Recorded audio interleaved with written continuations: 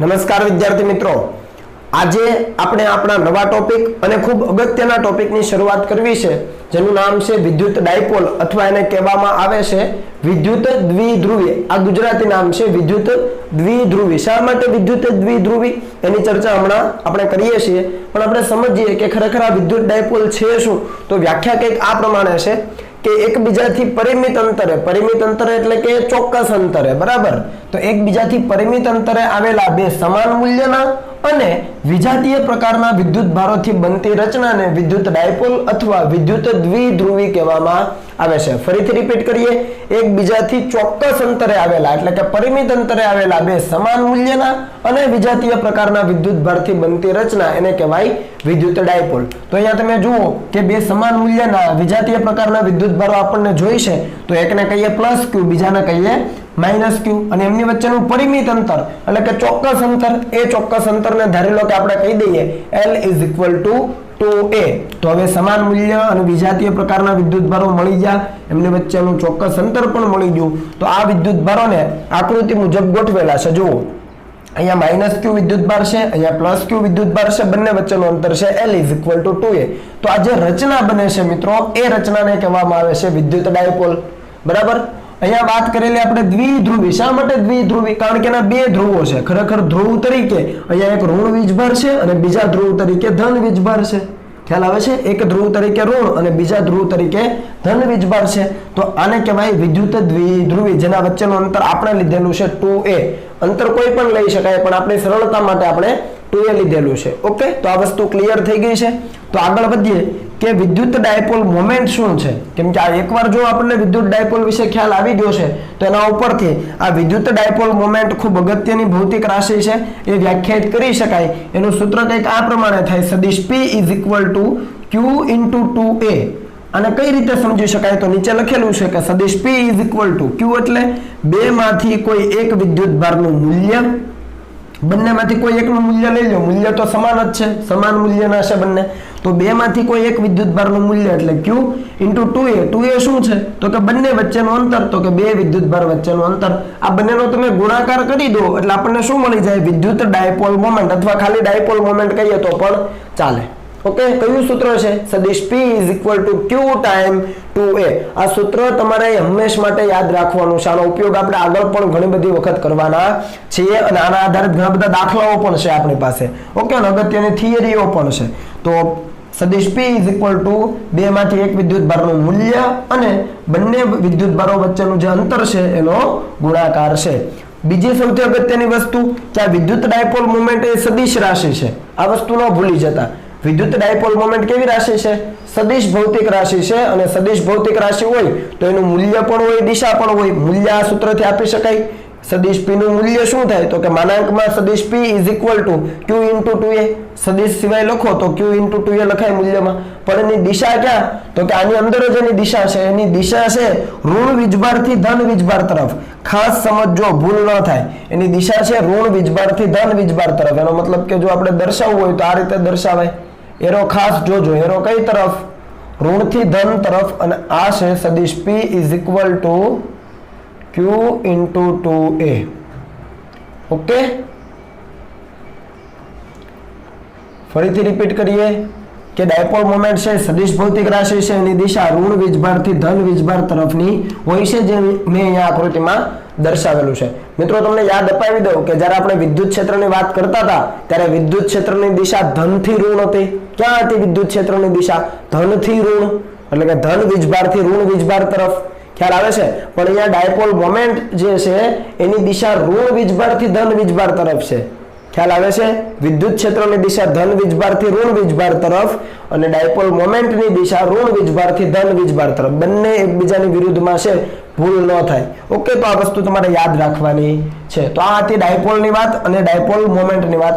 આપણને એવું થાય કે ડાયપોલ મોમેન્ટની અથવા વિદ્યુત ડાયપોલની ચર્ચા કરવાની શું જરૂર છે? તો મિત્રો આપણી પાસે જે પણ અણુઓ છે, મોટા ભાગના અણુઓ એની અંદર ડાયપોલ બનેલી હોય છે. જેમ કે અહીંયા જુઓ કે અમુક અણુઓ છે ડાયપોલના બનેલા હોય. દાખલા તરીકે HCl લો તો H+ અને Cl- એક ધન વીજભાર છે, બીજો ઋણ વીજભાર જ છે. બંને વચ્ચે કંઈક અંતર છે જેને તમે બંધ લંબાઈ કહો છો. અહીંયા આપણે એને કહીશું અહીંયા બે વિદ્યુતભાર વચ્ચેનું અંતર. એવી જ રીતે H2O છે પાણીનું અણુ, તો H+H+, બરાબર, અને એનાથી અમુક અંતરે O-2 રહેલો છે. તો આની વચ્ચે પણ ડાયપોલ બને. એક ડાયપોલ અહીંયા બને કેમ કે અહીંયા O-2, તો અહીંયા O આની સાથે પણ છે, O આની સાથે પણ છે. ડાયપોલ અહીંયા બને, અહીંયા પણ ડાયપોલ છે. એવી જ રીતે CH+Cl માં CH+Cl-. રેડી? તો આની અંદર પણ ડાયપોલ છે. ટૂંકમાં જેટલા બધા અણુઓ છે આપણી પાસે એની અંદર મોટા ભાગના અણુઓ એવા છે કે એની અંદર ડાયપોલની રચના થયેલી હોય. ટૂંકમાં ધન વીજભાર અને ઋણ વીજભાર એકબીજાથી ચોક્કસ અંતરે ગોઠવાયેલા હોય છે, જેને તમે બંધ લંબાઈ તરીકે વ્યાખ્યાયિત કરો છો. સિમ્પલ. તો આ કારણથી આ અણુઓ ડાયપોલ ધરાવે છે. એ કારણથી આપણે એનો અભ્યાસ કરવો જરૂરી છે કે આ જે વિદ્યુત ડાયપોલ છે એની સાથે કેવી કેવી બાબતો જોડાયેલી છે. તો એ તમામ વસ્તુ આપણે 1 by 1 ભણવાના છીએ. પણ એ પહેલા આ સૂત્ર આધારિત આપણે થોડા દાખલાઓ કરી લઈએ. બરાબર? તો અહીંયા દાખલાઓ આપેલા છે. આપણને કીધું છે કે આપેલા તંત્રની વિદ્યુત ડાયપોલ મોમેન્ટ ગણો. વિદ્યુત ડાયપોલ મોમેન્ટ એટલે કઈ રાશિ? સદિશ P ગણવાનો. યાદ રાખજો, P સદિશ છે. બરાબર? એ અદિશ નથી, એટલે એના ઘટકો પણ પાડવા પડે. અને ઘટકોની રીતે એનું મૂલ્ય આપણે એનું મૂલ્ય મેળવીએ છીએ. ખબર છે ને? બે સદિશો હોય તો વર્ગમૂળમાં A² + B² + 2AB cos θ એ રીતે એનું મૂલ્ય પણ મેળવવાનું થાય, દિશા પણ મેળવવાની થાય. તો જોઈએ, પહેલો દાખલો છે. એમાં 3 વિદ્યુતભારો છે, +Q, -2Q, +Q. બરાબર? અને આ તંત્રની વિદ્યુત ડાયપોલ મોમેન્ટ ગણવી છે. તો મિત્રો વિદ્યુત ડાયપોલ મોમેન્ટ માટે આપણને શું જોઈએ? તો કે Q × 2A, એટલે કે બેમાંથી એક વીજભારનું મૂલ્ય × 2A. પણ એ પહેલા ડાયપોલ તો બનવી જોઈએ ને. અને ડાયપોલ બનવા માટે એક વીજભાર ઋણ હોવો જોઈએ, એક ધન હોવો જોઈએ. અહીંયા ધન વીજભાર સિંગલ દેખાય છે, પણ ઋણ વીજભાર અહીંયા 2Q છે. આ Q છે તો આ 2Q, એવું ચાલે નહીં. બંનેના મૂલ્યો કેવા હોવા જોઈએ? સમાન હોવા જોઈએ. તો હવે શું કરીશું? તો આ જે -2Q છે એમાંથી એક -Q આની સાથે અને એક -Q આની સાથે, એવી રીતે ગણવાનું. સિમ્પલ. આ -2Q માંથી એક -Q આની સાથે અને એક -Q આની સાથે. તો એક ડાયપોલ આ રીતે બની, બીજી ડાયપોલ આ રીતે બની. થઈ ગયું કામ ઈઝી. તો લખીએ આપણે. તો અહીંયા એક -Q અને આ +Q. તો વિદ્યુત ડાયપોલ મોમેન્ટની દિશા ક્યાં? તો કે ઋણથી ધન. યાદ રાખજો, હું રિપીટ નહીં કરું. તો આ દિશામાં. ખ્યાલ આવે છે? આપણે આ રીતે લખી શકીએ. તો અહીંયા હું લખી દઉં છું P1 સદિશ = અથવા ખાલી P1 લખીએ, ચાલો ને. દિશા તો તમને ખ્યાલ જ છે. P1 = બેમાંથી એક વીજભારનું મૂલ્ય એટલે કે Q, અને બંને વચ્ચેનું અંતર અહીંયા D છે, તો આપણે લખવું પડે D. સિમ્પલ. ફરીથી -Q થી +Q તરફ ડાયપોલ મોમેન્ટની દિશા, એ દિશામાંની જે ડાયપોલ મોમેન્ટ છે ને આપણે કહીએ P1 મૂલ્યમાં. તો મૂલ્ય શું થાય? તો કે બેમાંથી એકનું મૂલ્ય Q અને બંને વચ્ચેનું અંતર D. એવી જ રીતે અહીંયા વિચારો, અહીંયા -Q, અહીંયા +Q. તો ડાયપોલ મોમેન્ટની દિશા ક્યાં? ઉપર તરફ. તો આ રીતે. અને એરો થશે ઉપર તરફ. બરાબર? તો દિશા આપણે દર્શાવી દીધી, મૂલ્ય દર્શાવીએ. અને એ ડાયપોલ મોમેન્ટને આપણે કહીએ, અહીંયા P1 કીધી તો અહીંયા કહીએ P2. શું થશે P2? તો બેમાંથી એક વીજભારનું મૂલ્ય તો Q જ છે, અને બંને વચ્ચેનું અંતર અહીંયા D આપેલું છે, તો D. ક્લિયર? તો આપણને ખબર છે કે ભાઈ આ બે ડાયપોલ છે પરસ્પર લંબ રૂપે ગોઠવાયેલી છે અને ડાયપોલ મોમેન્ટ સદિશ રાશિ. તો એનું પરિણામી શોધી શકાય. તો પરિણામી શોધવા માટે શું કરવું પડે? તો કે બંને સદિશો એક જ બિંદુમાંથી દોરાયેલા છે. P1 સદિશ અને P2 સદિશ એક જ બિંદુમાંથી દોરાયેલા. તો સબાચો પૂરો કરી દઈએ આપણે. તમે વ્યવસ્થિત રીતે પૂર્ણ કરજો ભાઈ, હું અહીંયા વ્યવસ્થિત રીતે જ પૂર્ણ કરું છું. બરાબર? આ સબાચો પૂરો કર્યો, આ બિંદુથી વિકર્ણ જોડી દીધો, તો આપણને શું મળે? P નેટ મળી જાય. અને P નેટ કેટલું મળે? તો તમને ખબર છે પાયથાગોરસ પ્રમેય. આ કર્ણ બન્યો, તો QD અને આ QD, તો તમારો જવાબ આવશે √2 ટાઈમ Q × D. ખ્યાલ આવે છે? ઘટકોના વર્ગોના સરવાળાનું વર્ગમૂળ એ રીતે પણ તમે લખી શકો. એક છે i ની દિશામાં QD × i અને QD × j. અને એનું ઘટકોના વર્ગોના સરવાળાનું વર્ગમૂળ એ રીતે પણ શોધી શકો, અથવા બે સદિશો હોય a અને b તો શું લખતા હતા વર્ગમૂળમાં a² + b² + 2ab cos θ, જ્યાં θ એ a અને b વચ્ચેનો ખૂણો અહીંયા a તરીકે p1 છે, b તરીકે p2 છે, બંને વચ્ચેનો ખૂણો 90 તો cos 90 0 એટલે ત્રીજું પદ કેન્સલ, તો વર્ગમૂળમાં ખાલી p1² + p2² કરી દો એટલે જવાબ મળી જશે √2 * qd, બરાબર, જ્યાં d છે એ બે વીજભાર વચ્ચેનું અંતર છે. ઓકે, અહીંયા આવી જઈએ બીજા દાખલામાં. અહીંયા પણ સેમ પરિસ્થિતિ, +q છે પણ -q સિંગલ નથી, અહીંયા -2q એક સાથે આપી દીધો છે, તો શું વિચારવાનું તો કે એક -q આની સાથે, એક -q આની સાથે, સિમ્પલ, બે ડાયપોલ બની ગઈ. તો આપણે જોઈએ કે અહીંયા એક -q અને આ +q, તો ડાયપોલ મોમેન્ટની દિશા ક્યાં, તો આપણને ખ્યાલ આવે કે દિશા આ બાજુ, મૂલ્ય કેટલું તો કે p1 એટલે બેમાંથી એક વીજભારનું મૂલ્ય અને એમની વચ્ચેનું અંતર અહીંયા l છે, તો અહીંયા લખાય l. હવે આવડે છે. એવી જ રીતે અહીંયા -q અહીંયા +q, તો આ બાજુ છે એ બીજી ડાયપોલ બની છે અને એની ડાયપોલ મોમેન્ટ આ બાજુ હોય, દિશા દર્શાવી અને આપણે ડાયપોલ મોમેન્ટના મૂલ્યને કહીએ p2, તો p2 = અહીંયા q અહીંયા +q, તો બેમાંથી એક વીજભારનું મૂલ્ય q અને બંને વચ્ચેનું અંતર છે l, તો આ થયું q * l. તો જુઓ બંને જે ડાયપોલ મોમેન્ટના સદિશો છે એક પેલી તરફ છે એક આ તરફ, બંનેના મૂલ્યો સમાન, દિશા પરસ્પર વિરુદ્ધ, તો p નેટ કેવું થયું 0 થયું. તો તમે સીધું અહીંયા લખી શકો કે આ તંત્રની પરિણામી વિદ્યુત ડાયપોલ મોમેન્ટ કેવી છે 0 છે. સમજ આવે ને, બંનેના મૂલ્યો સમાન, દિશા પરસ્પર વિરુદ્ધ, અથવા સૂત્ર મૂકી દો વર્ગમૂળમાં p1² + p2² + 2 time p1 p2 cos θ બંને વચ્ચેનો ખૂણો કેટલો, બંને સદિશો વચ્ચેનો 180, એ રીતે પણ જવાબ 0 મળી જાય. સિમ્પલ. ચાલો અહીંયા આગળ વધીએ. ત્રિકોણ આપેલો છે, ત્રણેય બાજુની લંબાઈ છે a, સમબાજુ ત્રિકોણ -q + 2q. તો હવે આ +2q નું ડિવિઝન કરવાનું, એક +q અહીંયા એક ડાયપોલ અને એક +q અહીંયા બીજી ડાયપોલ. તો આપણે લખીએ કે આ પહેલા માટે વાત કરીએ, -q અને અહીંયા એક +q હોય તો એ રીતે વિચારીએ, તો -q થી +q તરફ એક ડાયપોલ મોમેન્ટ, તો દિશા દર્શાવી એનું મૂલ્ય કેટલું તો કે p1 = વીજભારનું મૂલ્ય થાય q અને એમના વચ્ચેનું અંતર છે a. સિમ્પલ. એવી જ રીતે અહીંયા -q હજુ એક અહીંયા +q છે, તો એ બંને ઉપર વિચારીએ તો ડાયપોલ મોમેન્ટની દિશા ઋણથી ધન તરફ, ખ્યાલ આવે ને, ઋણથી, એ અહીંયા દર્શાવીએ કે નીચે દર્શાવીએ, દિશા તો એ જ છે, બરાબર. તો અહીંયા દિશા દર્શાવીએ અને મૂલ્ય કહીએ p2, તો વીજભારનું મૂલ્ય અને બંને વચ્ચેનું અંતર છે a. હવે તમને આવડે, બરાબર. તો આ બંને સદિશો થઈ ગયા, બંને એક જ દિશાના નથી એટલે ઘટકો પાડવા પડે અને પછી સદિશ સરવાળો અને પછી મૂલ્ય લેવું પડે, અથવા ડાયરેક્ટ પણ લઈ શકાય કે આ બંને સદિશો વચ્ચેનો ખૂણો કેટલો વિચારો તો કે 60 ડિગ્રી. કેમ? કારણ કે આ 60 ડિગ્રી છે, સમબાજુ ત્રિકોણ છે આ, અને જો એ 60 ડિગ્રી તો આ પણ 60 ડિગ્રી, તો વર્ગમૂળમાં p1² + p2² + 2p1 p2 cos 60, બરાબર. અને એ રીતે જો તમે કરશો તો પરિણામી તમને કંઈક આ રીતે મળશે. થોડી ભૂલ થઈ છે, હા, તમે એક્ઝેક્ટ મિડલમાંથી કાઢજો એને. ચાલો, તો આ થઈ ગયું સ્મોલ p કરવાનો ભાઈ, કેપિટલ p નહીં કરતા, કેપિટલ p નો મતલબ અલગ છે. p નેટ કેટલું મળે તો આપણને ખબર છે કે p1 p2 p1² + p2² + 2p1 p2 cos 60 અને વર્ગમૂળ કરીએ તો તમારો જવાબ આવશે √3 ટાઈમ q * a. આ પરિણામી ડાયપોલ મોમેન્ટનો જવાબ આવે. લોજિક કયું તો કે એક ધન વીજભાર બીજો ઋણ વીજભાર હોવો જોઈએ અને બંને વચ્ચેનું અંતર વ્યાખ્યાયિત થવું જોઈએ, એટલે ડાયપોલ મોમેન્ટની દિશા પણ મળે, મૂલ્ય પણ મળે, અને બે જો ડાયપોલ મોમેન્ટના સદિશ હોય તો પરિણામી મેળવવું જ પડે. સિમ્પલ. તો અહીંયા તમને આ રીતે દરેક દાખલામાં જવાબ મળી જશે, બરાબર. આ પ્રકારના દાખલાઓ તમને પૂછવામાં આવે છે, ખાસ ધ્યાન આપજો. દાખલા નંબર 4 અગત્યનો છે કે અહીંયા એક -q વીજભાર મૂકેલો છે અને એનાથી a જેટલા અંતર, બંને બાજુ જુઓ a જેટલું અંતર છે, અને ત્યાં એક અર્ધવર્તુળાકાર ચાપ આપેલ, આમ તો અર્ધવર્તુળાકાર નથી, વર્તુળનો પણ ચોથો ભાગ છે, ટૂંકમાં એક ચાપ આપેલી છે, એના પરનો વીજભાર છે q.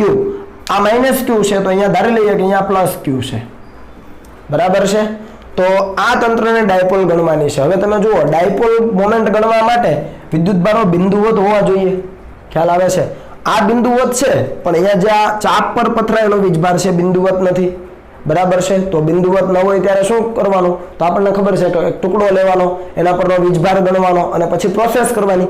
વધ્યા આગળ જુઓ, અહીંયા આ જે અક્ષ છે સમક્ષિતિજ, એની સાથે થીટા ખૂણે એક નાનકડી ચાપ લીધી છે dl લંબાઈની, સિમ્પલ, નાનકડી ચાપ લેવી પડે. હવે નાનકડી ચાપ લઈએ તો એના પરનો વીજભાર પણ સૂક્ષ્મ હોય dq, અને કેટલો હોય તો કે લેમ્ડા ઇન્ટુ dl, જ્યાં લેમ્ડા શું છે વિદ્યુત ભારની રેખીય ઘનતા, અને વ્યાખ્યાયિત કરવી પડે તો જો અહીંયા વ્યાખ્યાયિત કરી છે કે વિદ્યુત ભારની રેખીય ઘનતા q/l, કુલ વિદ્યુત ભારના છેદમાં કુલ લંબાઈ.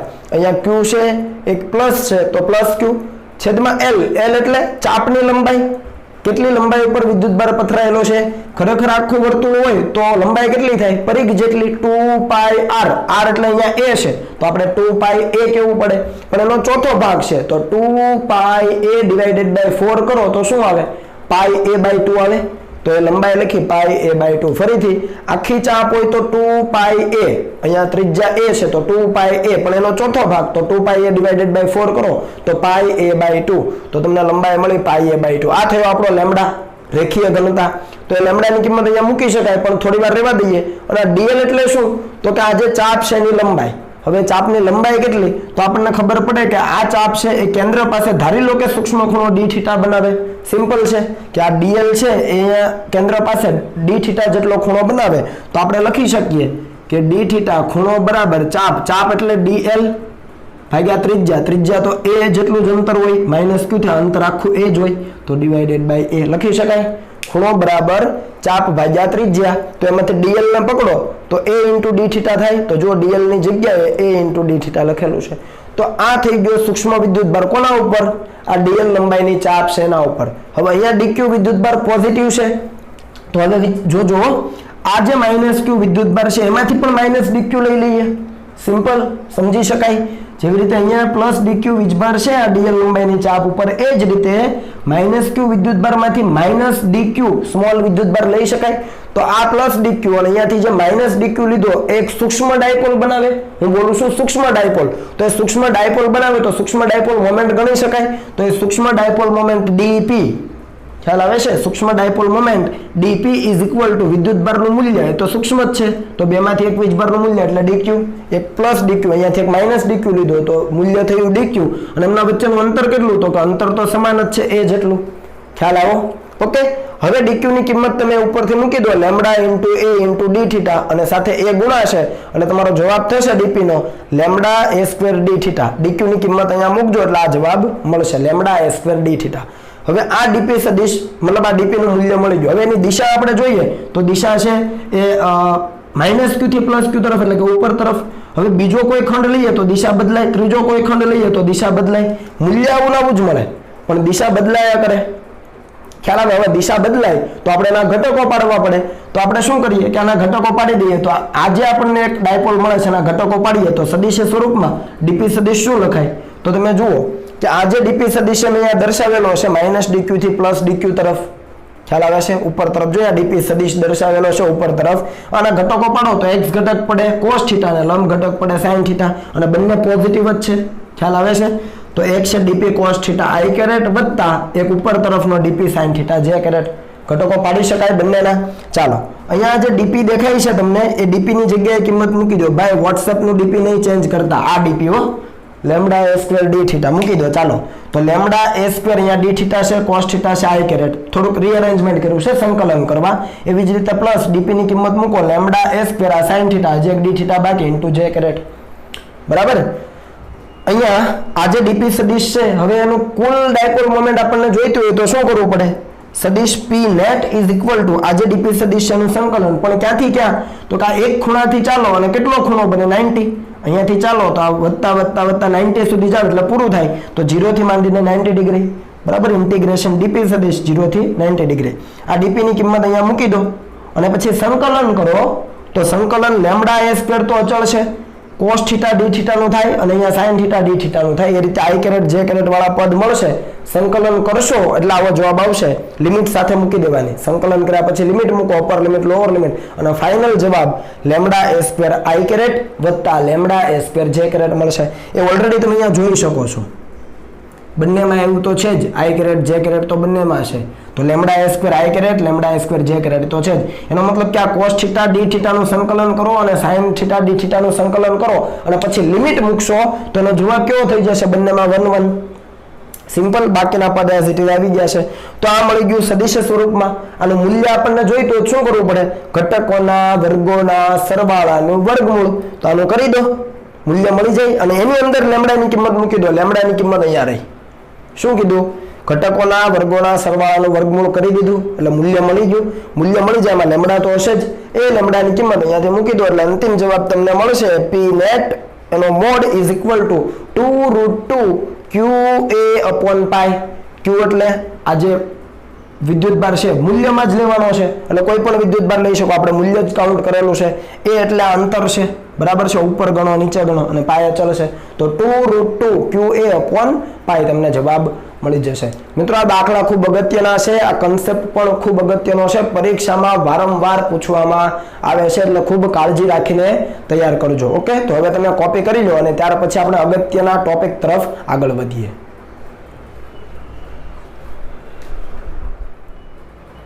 ચાલો મિત્રો આગળ વધીએ. તો આગળની આપણી થિયરી છે વિદ્યુત ડાયપોલને અક્ષ પર વિદ્યુત ક્ષેત્ર. બરાબર, આ વિદ્યુત ડાયપોલને અક્ષ કોને કહેવાય? તો અહીંયા મેં વ્યાખ્યા આપી છે સમજ માટે, તમને ખ્યાલ જ છે કે વિદ્યુત ડાયપોલના બે વિદ્યુત ભારને જોડતી રેખાને વિદ્યુત ડાયપોલને અક્ષ કહેવાય. સૌથી પહેલા આપણે વિદ્યુત ડાયપોલ સમજીએ તો અહીંયા એક -q વિદ્યુત ભાર છે, અહીંયા +q વિદ્યુત ભાર છે અને એમના વચ્ચેનું અંતર તમે જુઓ 2a છે. બરાબર, તો આ અંતર છે એને બે ભાગમાં ડિવાઈડ કરેલું છે, a અને a. અને અહીંયા ડાયપોલ છે એનો મધ્ય બિંદુ છે એ યામાક્ષ પદ્ધતિના ઉગમ બિંદુ પર સંપાત કરેલું છે O. બરાબર, તો O થી +q નું અંતર a અને O થી -q નું અંતર a, ટોટલ અંતર 2a થઈ ગયું. તો આ ડાયપોલની રચના થઈ ગઈ. હવે આ ડાયપોલના બે વિદ્યુત ભારને જોડતી જે રેખા છે, આ ઊભી રેખા, એને જ વિદ્યુત ડાયપોલનો અક્ષ કહેવાય. તો આ z અક્ષ તરીકે આપણે વિદ્યુત ડાયપોલનો અક્ષ લીધી છે અને એને લંબ અક્ષ છે એને આપણે y કીધી છે. આ વસ્તુ ક્લિયર? તો આ થિયરી છે એ જાતે લખવાની કે ભાઈ ધન વિદ્યુતભાર અને ઋણ વિદ્યુતભાર એકબીજાથી 2a જેટલા અંતરે છે. ડાયપોલનું જે મધ્ય બિંદુ છે એ યામાક્ષ પદ્ધતિના ઉગમ બિંદુ પર સંપાત થાય છે. O બિંદુથી ધન વીજભારનું અંતર a અને O બિંદુથી ઋણ વીજભારનું અંતર a છે. ઓકે, અને આ જે વિદ્યુતભારને જોડતી રેખા છે એને કહેવાય ડાયપોલની અક્ષ. તો આ ડાયપોલને અક્ષ ઉપર કોઈ બિંદુ આવેલું હોય, સપોઝ કે અહીંયા ધારી લો કે p બિંદુ છે, તો આ p બિંદુ પાસે પરિણામી વિદ્યુત ક્ષેત્ર કેટલું? આપણને ત્યાં વિદ્યુત ક્ષેત્ર જોઈએ છે. તો આ p બિંદુ છે એ ડાયપોલના મધ્ય બિંદુ O થી z જેટલા અંતરે છે. કેટલા અંતરે છે? મધ્ય બિંદુ O થી z જેટલા અંતરે આવેલું છે. તો ત્યાં પરિણામી વિદ્યુત ક્ષેત્ર કોના કારણે શોધી શકાય? તો કે આપણે કહી શકીએ કે ભાઈ પ્લસ વિદ્યુત ભાર છે, ધન વિદ્યુત ભાર એના કારણે પણ હોય, ઋણ વિદ્યુત ભારના કારણે પણ p બિંદુ પાસે વિદ્યુત ક્ષેત્ર હોય અને બંને વિદ્યુત ક્ષેત્રનો સદિશ સરવાળો એટલે p બિંદુ પાસેનું પરિણામી વિદ્યુત ક્ષેત્ર. ઈઝી છે.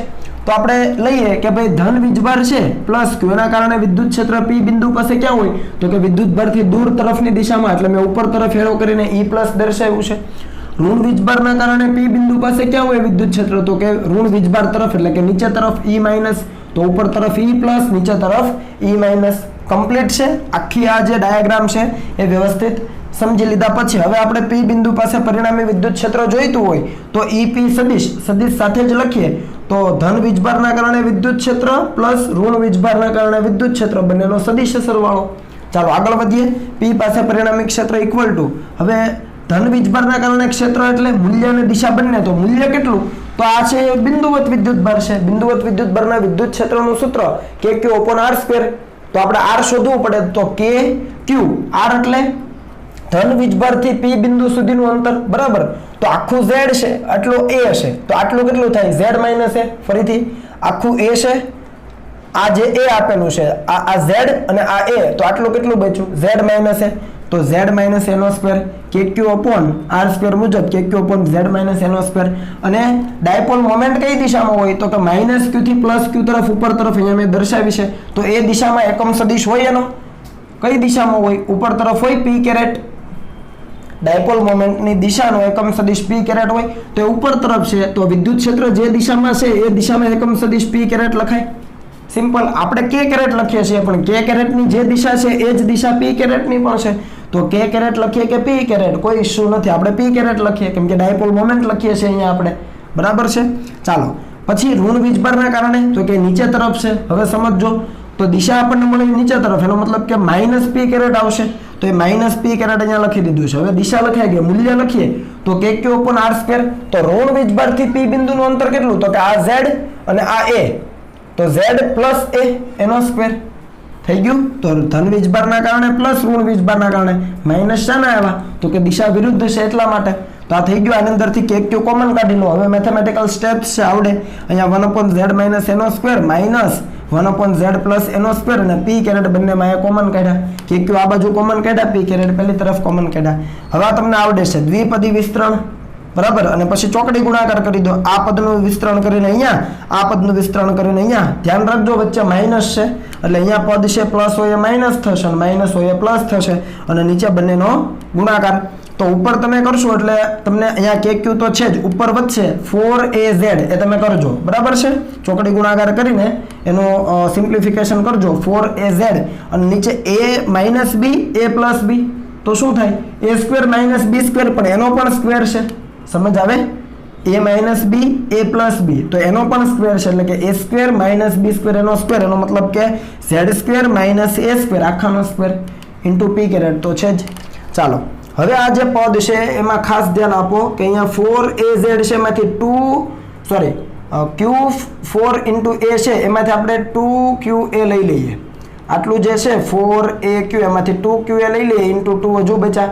તો આ 2qa એટલે શું થાય તો કે p સદિશ અથવા p નું મૂલ્ય ડાયપોલ મોમેન્ટ તો 2p થાય. આનો મતલબ આ q4a છે એમાંથી 2 કાઢી લઈએ અને 2qa બચ્યા તો 2q એટલે ડાયપોલ મોમેન્ટનું મૂલ્ય તો 2p અને આ k ઇન્ટુ z તો છે જ. તો જુઓ 2p અને kz એટલે કે 2kpz શું ઉપયોગ કર્યો છે ડાયપોલ મોમેન્ટનું મૂલ્ય is equal two q time 2a. તો એનો ઉપયોગ કરો અને અહીંયાથી 2 હજુ બચે તો એ 2 આગળ અને kpz, બરાબર છે. આ k તમે જાણો છો 1/4πε0, p એટલે અહીંયા મૂલ્ય છે a અને z એટલે p બિંદુનું અંતર અને છેદમાં બાકીનું પદ as it is p caret પણ એઝ ઇટ ઇઝ. ખ્યાલ આવી જાય, બરાબર. ચાલો તો આ થઈ ગયું બંને વિદ્યુતભારોના કારણે p બિંદુ પાસે ઉદ્ભવતા પરિણામી વિદ્યુત ક્ષેત્રનું મૂલ્ય અને દિશા બંને આવી ગયું. ટૂંકમાં પરિણામી વિદ્યુત ક્ષેત્ર. પણ આપણને ખબર છે કે જે અણુઓ છે એની અંદર જે અંતર છે 2a ધન અને ઋણ વીજભાર વચ્ચેનું અંતર એ 2a કેવું હોય ખૂબ સૂક્ષ્મ હોય, એંગસ્ટ્રોમના ક્રમનો ખ્યાલ છે ને.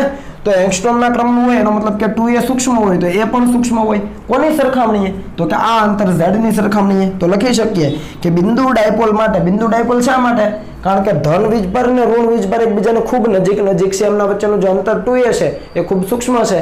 એવા સંજોગોમાં આપણે આ જે ડાયપોલ મળે છે એને બિંદુ ડાયપોલ કહી શકીએ. અને બિંદુ ડાયપોલ માટે z છે એ a કરતાં ખૂબ વધારે હોય. સિમ્પલ. તો અહીંયાથી આપણે નીચે એને અવગણી શકીએ. એને અવગણીએ તો a સ્ક્વેર પણ અવગણી શકાય. તો z સ્ક્વેરની સાપેક્ષમાં a સ્ક્વેરને અવગણો તો નીચે શું બચે z સ્ક્વેરનો સ્ક્વેર, z ની 4 ઘાત ઉપર એક z નીચે z ની 4 ઘાત તો નીચે z ની 3 ઘાત બચી. તો જુઓ લખ્યું છે p બિંદુ પાસે ક્ષેત્ર ઇઝ ઇક્વલ ટુ 2kp, આ z જતો રહ્યો 2kp upon z cube into p caret. તો આ સૂત્ર તમે જોઈ શકો p બિંદુ પાસે પરિણામી વિદ્યુત ક્ષેત્ર છે એમાં 2 અચળ k અચળ અને p પણ અચળ. q અચળ હોય ને 2a અચળ હોય તો p પણ અચળ. તો વિદ્યુત ક્ષેત્ર 1/z ક્યુબ મુજબ બદલાય. એટલે સામાન્ય રીતે કહી શકીએ વિદ્યુત ક્ષેત્ર 1/r ક્યુબ મુજબ બદલાય. અને વિદ્યુત ક્ષેત્રની દિશા p કેરેટની દિશામાં, એનો મતલબ કે p સદિશની દિશામાં. p કેરેટ કઈ દિશામાં છે? p સદિશની દિશામાં. તો વિદ્યુત ક્ષેત્રની દિશા p સદિશની દિશામાં, ટૂંકમાં ડાયપોલ મોમેન્ટની દિશામાં. જો અહીંયા માઇનસ આવે તો આપણે શું કહેત p સદિશની વિરુદ્ધ દિશામાં, પણ અહીંયા પ્લસ છે એનો મતલબ કે વિદ્યુત ક્ષેત્ર p સદિશની દિશામાં હોય, ડાયપોલ મોમેન્ટની દિશામાં. તો આ વસ્તુ યાદ રાખવાની છે. સમજો બિંદુવત વિદ્યુતભારનું વિદ્યુત ક્ષેત્ર kq/r² મુજબ બદલાય, પણ ડાયપોલનું વિદ્યુત ક્ષેત્ર 1/r³ મુજબ બદલાય. બિંદુવત વિદ્યુતભારનું વિદ્યુત ક્ષેત્ર 1/r² મુજબ બદલાય, પણ ડાયપોલનું 1/r³ મુજબ. ઓકે, તો આ વસ્તુ યાદ રહેવી જોઈએ. સિમ્પલ સ્ટેપ છે પણ ગણતરીમાં ધ્યાન આપજો, અગત્યની થિયરી છે. આ સૂત્રનો આપણે ઉપયોગ કરીને દાખલાઓ સોલ્વ કરવાના છીએ. એવી જ રીતે બીજી અગત્યની થિયરી છે અને એ છે વિદ્યુત ડાયપોલની વિષુવ રેખા પર વિદ્યુત ક્ષેત્ર. અહીંયા ક્યાં લીધેલું? અક્ષ ઉપર. અહીંયા ક્યાં છે? વિષુવ રેખા પર. વિષુવ રેખા કોને કહેવાય? તો આપણે સમજીએ કે વિદ્યુત ડાયપોલના બે વિદ્યુત ભારોને જોડતી રેખાના લંબ દ્વિભાજકને વિદ્યુત ડાયપોલની વિષુવ રેખા કહેવાય. જુઓ અહીંયા વિદ્યુત ડાયપોલ છે -q + 2, ટોટલ અંતર 2a, બરાબર. ડાયપોલનું મધ્ય બિંદુ ઉગમ બિંદુ છે એમએક્સ પદ્ધતિનું ઉગમ બિંદુ અને ઓ થી ધન વિદ્યુત ભારનું અંતર એ, ઓ થી ઋણનું અંતર પણ એ થિયરી પોર્શન જાતે કરવાનો, બરાબર, અને એને ઝેડ અક્ષ ઉપર સંપાત કરેલી છે.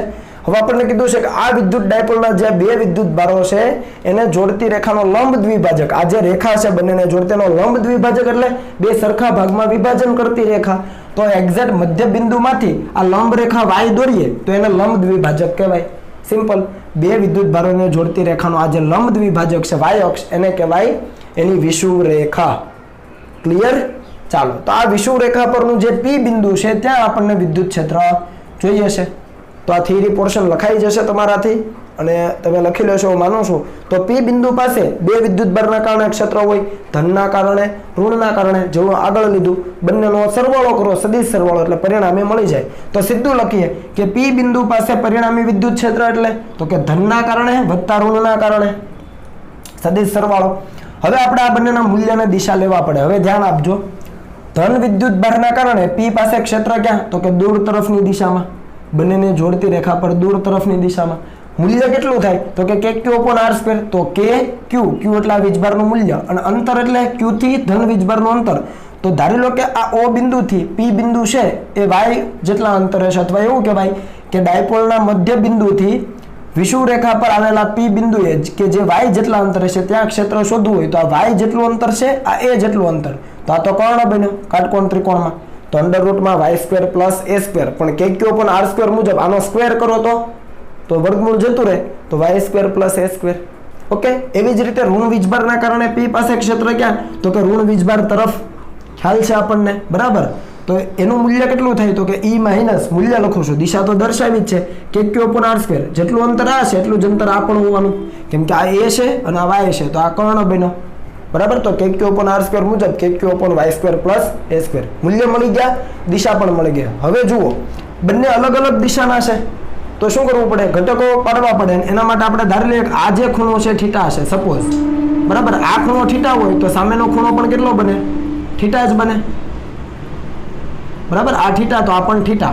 હવે જો આ થીટા હોય તો નીચેનો પણ થીટા જ છે, સિમેટ્રી છે, કેમ કે અંતર આ પણ a છે, આ પણ y છે અને આ કર્ણ છે. એવી રીતે આ પણ a, આ પણ y, આ કર્ણ. તો આ ઉપર થીટા તો નીચે પણ થીટા. તો હવે ઘટકો પાડો તો E+ ના ઘટકો એક E cos θ, E sin θ, E+ cos θ, E+ sin θ. એવી જ રીતે E- ના પાડો તો આ થીટા છે તો E- cos θ અને નીચે E- sin θ. ઘટકો પાડતા તમને આવડે છે. હવે જુઓ, E+ નું મૂલ્ય જુઓ અને અહીંયા E- છે એનું મૂલ્ય જુઓ. મૂલ્ય સરખા, થીટા પણ સરખા, એનો મતલબ કે બંને સમાન મૂલ્યના પરસ્પર વિરુદ્ધ દિશામાંના ઘટકો એ કેન્સલ થાય, એટલે E- cos θ અને E+ cos θ બંને એકબીજાને અસરને કેવી કરે? નાબૂદ કરે. તો વિદ્યા કયા? તો કે E+ sin θ, E- sin θ.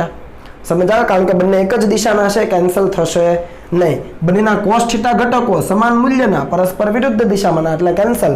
તો આપણે લખી શકીએ P બિંદુ પાસે પરિણામી ક્ષેત્ર. હવે તો cos ઘટકો કેન્સલ થઈ ગયા, તો વિદ્યા કયા? માત્ર sin ઘટકો અને નીચે તરફ છે z અક્ષની દિશામાં. ધ્યાન આપજો, પણ આ ઋણ z અક્ષ છે, ઉપર z છે તો નીચે ઋણ z હોય. તો E- નું શું લખાય? તો કે E+ નું શું લખાય? તો કે E+ sin θ મૂલ્ય થયું અને દિશા તો કે -j². ફરીથી E- નું મૂલ્ય કેટલું? તો કે E+ sin θ અને દિશા તો કે નીચે તરફ -j². એવી જ રીતે E- માટે વાત કરો તો કે E- sin θ મૂલ્ય થયું અને દિશા તો કે -j². બંને -j² દિશામાં. આ વસ્તુ સમજ પડી? બરાબર. અથવા તમે એવું પણ કરી શકો, આનો i-j² લખો, E- નો i-j² લખો નિશાની સાથે સદિશ સ્વરૂપમાં અને પછી સદિશ સરવાળો કરો. i કેન્સલ થશે, કેમ કે એકનો પ્લસ છે તો બીજાનો માઇનસ છે. સિમ્પલ. તો વિદ્યા માત્ર -j ઘટકો. તો અહીંયાથી માઇનસ કોમન બંનેમાંથી, તો અને sin θ j² પણ કોમન. તો જો માઇનસ કોમન, sin θ j² અહીંયા કોમન, તો અહીંયા શું વધ્યું? માઇનસ તો નીકળી ગયું, તો E+, અહીંયાથી માઇનસ આવી ગયું તો પ્લસ E-. સિમ્પલ. બાકીનું એઝ ઇટ ઇઝ. હવે E+ અને E- બંનેના મૂલ્યો સમાન છે એટલે 2 ટાઈમ થઈ ગયું. તો મેં સીધું લખ્યું છે માઇનસ એઝ ઇટ ઇઝ, આનું 2 ટાઈમ થઈ ગયું અને 2 ટાઈમ KQ/y² + a². તો લખાઈ ગયું. sin θ, અહીંયા sin θ લાગુ પાડો, સામેની બાજુ a છેદમાં કર્ણ, તો એના છેદમાં કર્ણ અને P તો છે જ. P એટલે ખરેખર કઈ રીતે છે? તો કે આ જે j² નહીં આવે, અહીંયા આ ભૂલ છે, ઝેડ છે તો કે કેરેટ આવે એટલે અહીંયા કે કેરેટ આવશે માઇનસ અને અહીંયા પણ માઇનસ કે કેરેટ. આટલું ચેન્જ કરજો. ચાલો અને અહીંયા પણ કે કેરેટ. ઓકે, તો અહીંયા minus as it is E plus અને ઈ માઇનસના મૂલ્યો સમાન એટલે 2 ટાઈમ થશે તો 2 ટાઈમ કે ક્યુ અપોન વાય સ્ક્વેર પ્લસ એ સ્ક્વેર અને સાઇન થીટાની કિંમત મૂકી. આ કે કેરેટ એટલે કઈ દિશામાં? તો કે ઝેડ અક્ષની દિશામાં પ્લસ ઝેડ. તો એ દિશામાં કે કેરેટ હોય તો એ દિશામાં પી કેરેટ પણ હોય જ, કેમ કે જે દિશામાં ડાયપોલ મોમેન્ટ એ દિશામાં એનો એકમ સદિશ. તો કે કેરેટ ઉપર તરફ તો પી કેરેટ પણ ઉપર તરફ, તો કે કેરેટ કહીએ કે પી કેરેટ એટલે કે કેરેટને મેં રિપ્લેસ કર્યો છે પી કેરેટથી. કોઈ ઇશ્યુ નથી. ખ્યાલ આવે ને? જેવું અહીંયા કરેલું એ જ વસ્તુ અહીંયા છે કે કે કેરેટ લખો કે પી કેરેટ લખો, બંને એક જ દિશામાં છે, માત્ર દિશાથી મતલબ છે આપણને. ચાલો અહીંયા છે કે આ 2qa કઈ યાદ આવે છે? 2qa અથવા q into 2a છે. તો ડાયપોલ મોમેન્ટનું મૂલ્ય અહીંયા મૂકી દીધું છે કે એઝ ઇટ ઇઝ માઇનસ પણ એઝ ઇટ ઇઝ છેદમાં આની 1 ઘાત આની હાફ તો વાય સ્ક્વેર પ્લસ એ સ્ક્વેરની 3/2 ઇન્ટુ પી કેપ. તો આ મળી ગયું પી બિંદુ પાસે પરિણામી વિદ્યુત ક્ષેત્ર. ઇઝી.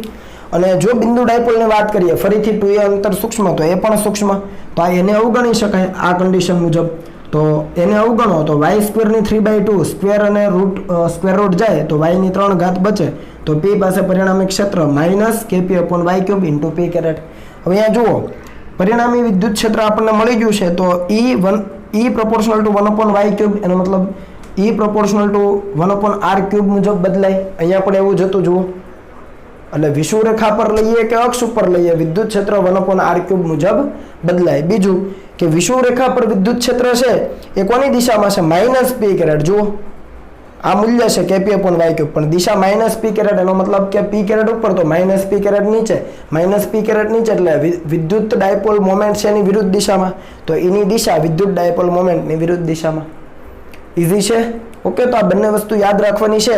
ફરીથી અહીંયા યાદ અપાવી દઉં કે અક્ષ પરનું વિદ્યુત ક્ષેત્ર છે કે વિષુવરેખા પરનું વિદ્યુત ક્ષેત્ર 1/r ક્યુબ મુજબ જ બદલાય, પણ અક્ષ ઉપર વાત કરીએ ત્યારે વિદ્યુત ક્ષેત્ર ડાયપોલ મોમેન્ટની દિશામાં અને વિષુવરેખા પર વાત કરીએ ત્યારે વિદ્યુત ક્ષેત્ર ડાયપોલ મોમેન્ટની વિરુદ્ધ દિશામાં. બીજું કે માત્ર મૂલ્યની સરખામણી કરો તમે, દિશા થોડી વાર ભૂલી જાઓ તો અહીંયા 2 kp અપોન z ક્યુબ, ખરેખર z એટલે અંતર જ છે, એવી જ રીતે y એટલે અંતર છે, અહીંયા kp અપોન y ક્યુબ. તો આ અક્ષ પરનું વિદ્યુત ક્ષેત્ર એ વિષુવરેખા પરના વિદ્યુત ક્ષેત્ર કરતા બમણું છે. જુઓ કેપી અપોન વાય ક્યુબ છે એનું અહીંયા ડબલ થઈ ગયું, કેપી અપોન ઝેડ ક્યુબ પણ 2 ટાઈમ. તો અક્ષ પરનું વિદ્યુત ક્ષેત્ર એ વિષુવરેખા પરના વિદ્યુત ક્ષેત્ર કરતા કેવું છે? બમણું છે. આ વસ્તુ પણ તમે નોંધ કરી લેજો. ઓકે, તો આ બંને થિયરી ખૂબ સારી રીતે તૈયાર કરજો. આ સૂત્ર તમને યાદ રહેવા ખૂબ જરૂરી છે. અક્ષ પર અને વિષુવરેખા પર દિશા સાથે. ઓકે, અહીંયા નેગેટિવ આવે છે, અહીંયા નેગેટિવ નથી. આ વસ્તુ જોજો અને સારી રીતે નોટ ડાઉન કરી લો અને પછી આપણે આગળ વધીએ.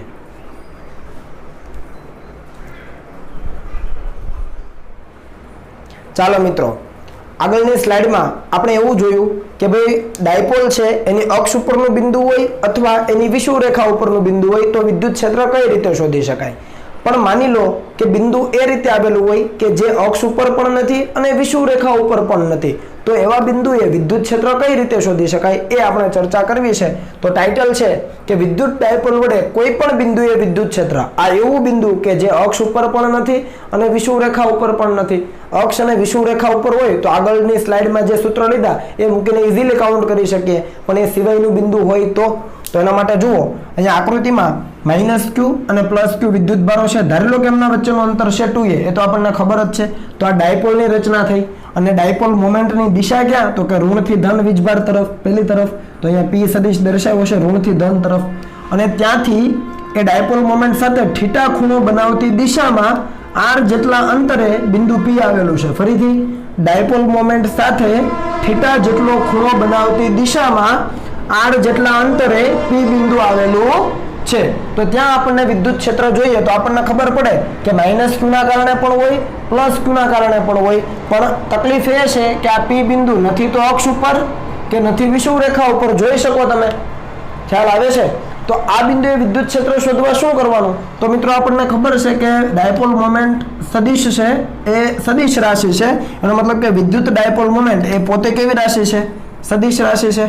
ઓકે, અને સદિશ રાશિ હોય તો એના બે ઘટકો વિચારી શકાય. કયા ઘટકો? તો એક કે આપેલી બિંદુની દિશાનો ઘટક અને આપેલી બિંદુને લંબ ઘટક, બરાબર, બંને વસ્તુ થાય. એક છે બિંદુની દિશાનો ઘટક અને બીજો ઘટક બિંદુની લંબ દિશાનો ઘટક. તો અહીંયા આપણે આ જે ડાયપોલ મોમેન્ટ છે સદિશ P, એનો P ની દિશાનો ઘટક વિચારીએ. આ ખૂણો ઓલરેડી આપણને આપેલો છે રકમમાં θ. તો P બિંદુની દિશાનો ઘટક કયો થાય? આ P, આ θ. તો આ ઘટક થાય P cos θ. એની દિશા મેં દર્શાવી છે P બિંદુ તરફ.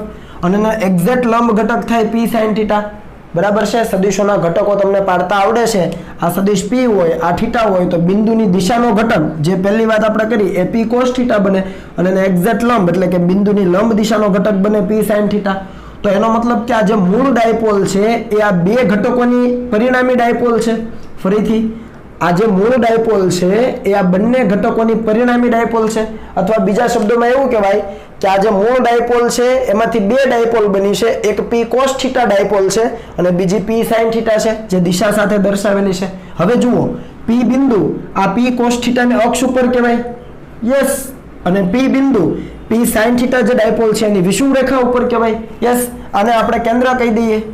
ધારી લો કે બિંદુ O, ખ્યાલ આવે છે? એટલે P cos θ ને અક્ષ ઉપર P બિંદુ છે અને P sin θ ની વિષુવ રેખા ઉપર P બિંદુ છે. હવે આપણા માટે કામ ઈઝી છે. તો P cos θ ને અક્ષ ઉપર P બિંદુ હોય તો ત્યાં વિદ્યુત ક્ષેત્ર કઈ દિશામાં? તો આપણને ખબર છે કે P cos θ છે ટૂંકમાં અક્ષની દિશામાં જ અથવા ડાયપોલ મોમેન્ટની દિશામાં જ, બરાબર. તો ડાયપોલ મોમેન્ટ પહેલી તરફ છે તો એ દિશામાં વિદ્યુત ક્ષેત્ર હોય તો એ કેટલું હોય? તો સૂત્ર યાદ કરો, 2kp/r³. ત્યાં આપણે z³ લેતા હતા, 2kp/z³. અહીંયા અંતર r છે તો r³ આવશે. પણ અહીંયા P શું છે? તો કે P તરીકે P cos θ છે. ધ્યાન રાખજો, ખાલી P નથી, P cos θ છે. આ એક ડાયપોલ થઈને આપણા માટે. તો P cos θ, તો અક્ષ ઉપર વિદ્યુત ક્ષેત્ર આપણે E1 કહીએ.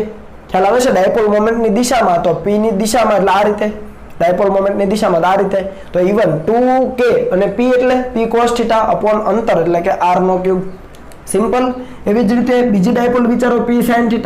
P sin θ ની વિષુવ રેખા પર P બિંદુ છે તો વિષુવ રેખા પર kp/r³ લખાય. આપણે ત્યાં y³ લેતા હતા, kp/r³. તો આની વિષુવ રેખા પર છે તો જુઓ k, P એટલે P sin θ. ખ્યાલ આવે છે? kp, P એટલે P sin θ અને અપોન r³. તો E2 મળી ગયો. તો E1 પણ મળી ગયો, E2 પણ મળી ગયો. બંને પરસ્પર કેવા છે? લંબ છે. તો બંને સદિશ રાશિઓ છે વિદ્યુત ક્ષેત્ર, તો એનું પરિણામી મળી જાય. સબાચનો નિયમ પૂરો કરો, E નેટ આપણને મળી જાય.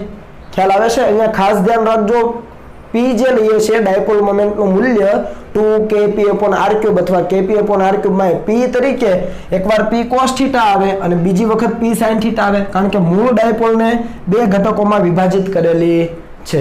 ઓકે, ચાલો. તો પરિણામી વિદ્યુત ક્ષેત્રનું મૂલ્ય એટલે તો કે આ જે બંને ઘટકો છે એના વર્ગોના સરવાળાનું વર્ગમૂળ.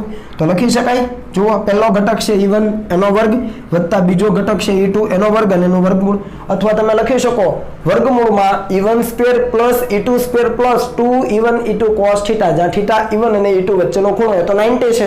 તો 2E1 E2 cos 90 એ પદ 0 થઈ ગયું. તો E1² + E2² એનો વર્ગમૂળ, તો એ જ વસ્તુ છે. જુઓ, કિંમતો મૂકી દીધી.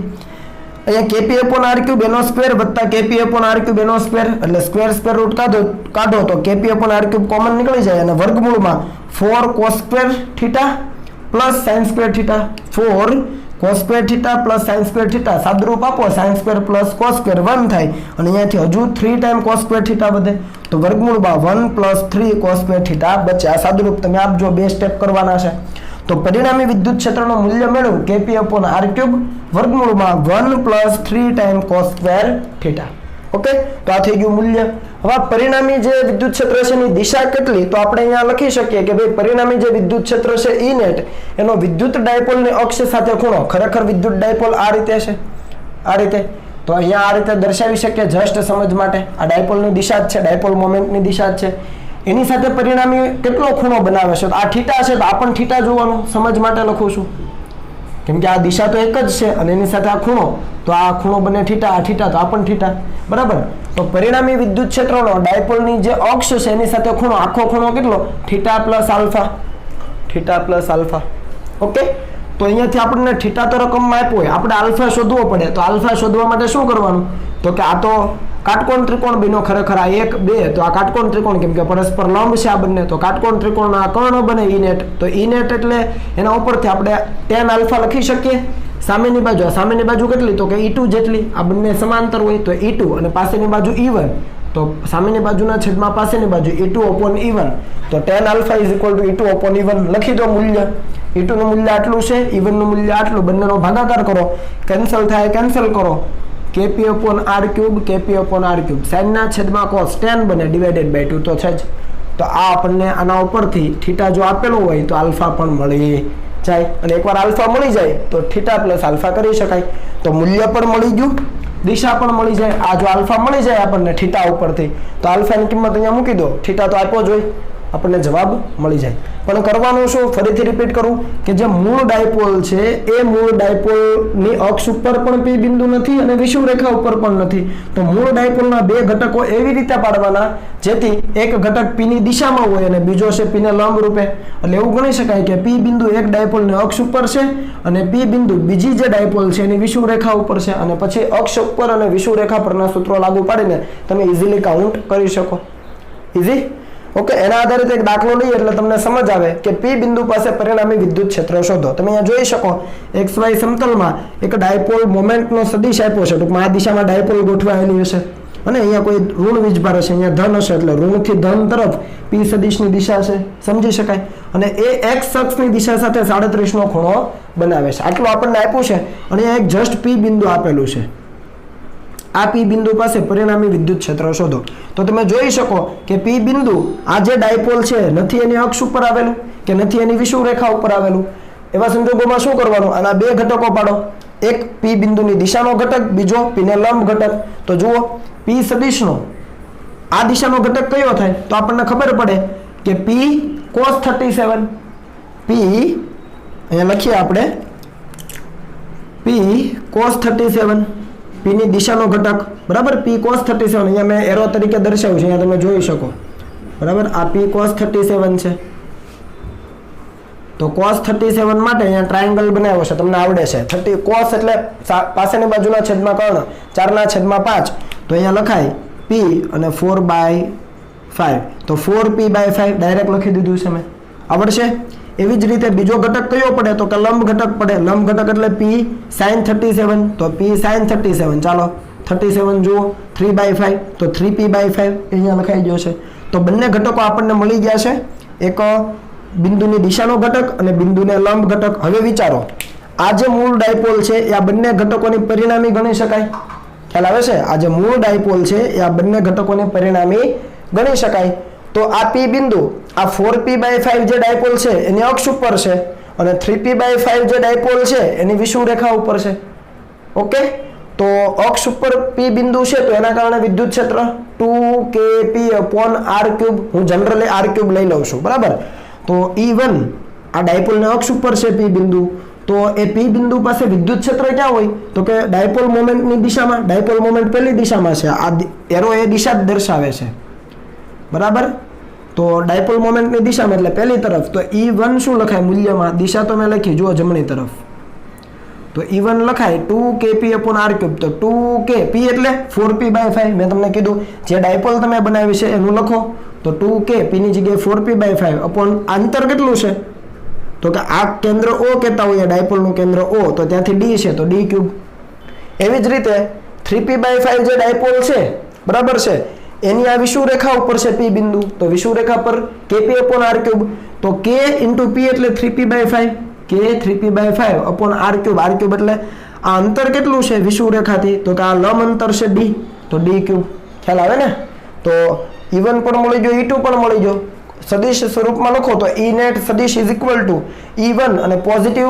x અક્ષ એટલે E1 i કેરેટ અને આના માટે E2 મૂલ્ય થયું અને નીચે તરફ છે y અક્ષ એટલે પડેની નીચે એટલે -j કેરેટ તો સદિશ સ્વરૂપમાં E1 i - E2 j caret લખાય બંનેના મૂલ્ય અહીંયા તમે મૂકી શકો એટલે સદિશ સ્વરૂપમાં વિદ્યુત ક્ષેત્ર મળે અને જો એનું મૂલ્ય જોઈતું હોય તો ઘટકોના વર્ગોના સરવાળાનું વર્ગમૂળ અથવા બંને પરસ્પર લંબ રૂપે છે E1 અને E2 પરસ્પર લંબ રૂપે તો વર્ગમૂળમાં E1² + E2² + 2E1 E2 cos 90 એ રીતે પણ તમે મેળવી શકો બરાબર દિશા તો ઓલરેડી આપણી પાસે છે જ તો જરૂર નથી ખ્યાલ આવે છે? અને તમારે જો જોઈતી હોય તો પરિણામી વિદ્યુત ક્ષેત્રની દિશા તમે અહીંયા મેળવી શકો અને એ પરિણામી વિદ્યુત ક્ષેત્રનો x અક્ષની દિશા સાથેનો ખૂણો પણ મેળવી શકો tan θ લઈને. તો એ વસ્તુ ઈઝી છે, પણ જસ્ટ આપણે કન્સેપ્ટ સમજવાનો એ હતો કે ડાયપોલ એવી રીતે આપી છે કે જેથી કરીને આપેલું બિંદુ એ નથી એની અક્ષ ઉપર નથી એની વિષુવરેખા ઉપર, એવા સંજોગોમાં બે ઘટકો પાડવાના. બીજી વસ્તુ યાદ શું રાખવાની તો કે અક્ષ ઉપર જ્યારે વાત કરતા હોય એ P બિંદુ જ્યારે અક્ષ ઉપર હોય ડાયપોલની, ત્યારે વિદ્યુત ક્ષેત્ર ડાયપોલ મોમેન્ટની દિશામાં અને જ્યારે અક્ષ ઉપર હોય ત્યારે ડાયપોલ મોમેન્ટની દિશામાં, પણ વિષુવરેખા ઉપર હોય ત્યારે ડાયપોલ મોમેન્ટની વિરુદ્ધ દિશામાં. ડાયપોલ મોમેન્ટ ઉપર તરફ તો જો વિદ્યુત ક્ષેત્ર નીચે તરફ. ફરીથી રિપીટ કરું છું, જ્યારે કોઈ બિંદુ અક્ષ ઉપર છે ત્યારે વિદ્યુત ક્ષેત્ર કઈ દિશામાં તો કે ડાયપોલ મોમેન્ટની જે દિશામાં છે એ દિશામાં વિદ્યુત ક્ષેત્ર, જ્યારે અક્ષ ઉપર હોય બિંદુ. જ્યારે વિષુવરેખા ઉપર, આની વિષુવરેખા ઉપર છે તો વિષુવરેખા ઉપર વિદ્યુત ક્ષેત્ર ક્યાં તો કે ડાયપોલ મોમેન્ટ જે દિશામાં છે એનાથી વિરુદ્ધ દિશામાં. અહીંયા પણ જુઓ ડાયપોલ મોમેન્ટ જે દિશામાં છે એનાથી વિરુદ્ધ દિશામાં એનું ક્ષેત્ર છે. ખ્યાલ આવે છે? ઓકે, તો આ વસ્તુ તમારે ખાસ ધ્યાન રાખવાની છે અને એ રીતે તમારે આગળ વધવાનું છે.